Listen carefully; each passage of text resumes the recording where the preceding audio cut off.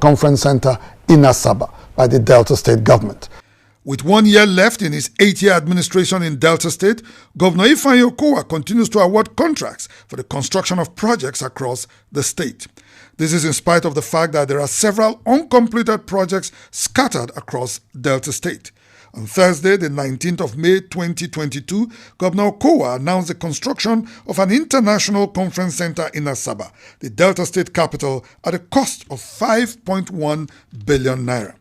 According to the Delta State Commissioner for Information, Charles Aniagu, the conference center project, which will be completed in the next 12 months, will be quite different from the Dome Event Center in Asaba, also built by the Delta State government. Today we approved the construction of an international conference center, and that international conference center is estimated to cost us 5.1 billion naira. The not too distant time, we will have an international conference center where conferences and the likes will be held.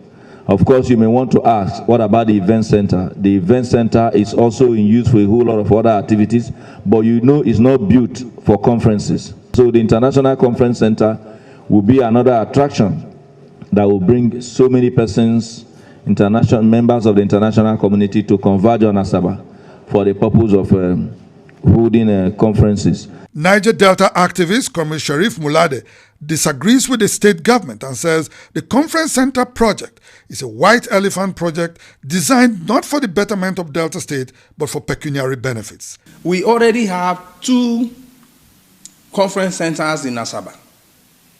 What are the economic value of those projects? International Conference Center in Asaba will not do anything. It's an elephant political project. There is no road in this state.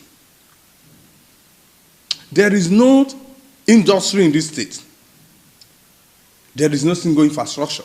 In his own reaction to the conference center project, Deputy Senate President and APC governorship candidate for Delta State, Senator Oviomo Agege, says the project is senseless and the state government should rather use the funds earmarked for the project to offset outstanding pension arrears. We are not happy that while we have all of these obligations neglected to our pensioners and people who have given their best years, the government is spending 5.1 billion naira in the erection or construction of a new convention edifice.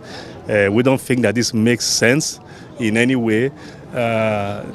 See, there's so much infrastructural decadence in this state in the past how many years? Information Commissioner Charles Aniagu says Governor Okowa has already approved a mobilization fee of 35% to be paid to the contractor.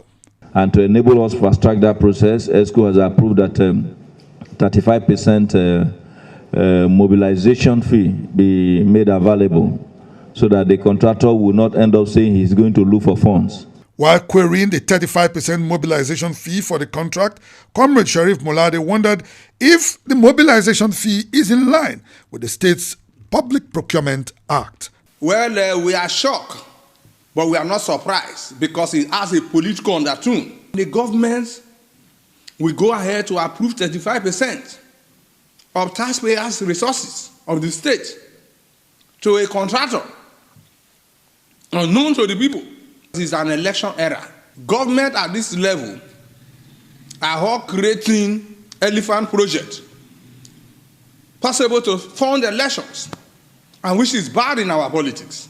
To ensure probity in government, former Governor Emmanuel Uduaghan of Delta State in 2008 introduced the Delta State Public Procurement Commission law, which stipulates, among other things, in Section 37 that a mobilization fee of not more than 15% of contract sum may be paid to a contractor. However, upon assumption of office, Governor Okowa has amended the law twice, with the last amendment on the 7th of May 2020.